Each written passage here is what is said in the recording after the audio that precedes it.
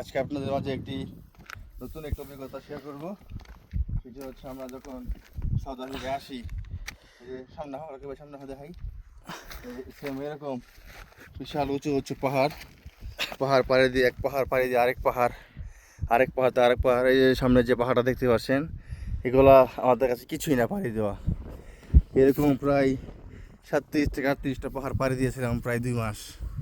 এই 2 মাস জঙ্গল পাড়ি দিয়ে তারপর আমরা আমাদের কাঙ্ক্ষিত স্থান সাউথ আফ্রিকায় প্রবেশ করতে পেরেছি। আপনাদের আমি দেখাচ্ছি যে আমরা এখন কত উঁচায় আছি।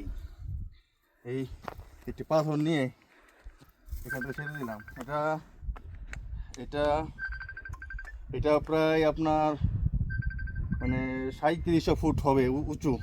এই দেখেন, আমি পাথর দেখেন ছেড়ে দিয়ে দেখেন যে পাথরটা কীভাবে চলে যায়, শুধু একবার দেখেন। ও শুধু এটা এখানে আটকে গেছে। আপনারা দেখতে পাচ্ছেন এটা মানে কত উঁচাই আমরা আছি। এটা দেখা যাবে ভাই, এই পাশটা দেখো। আমাদের সাথে ওরা এই মাছ ধরতেছে। ঠিক আছে।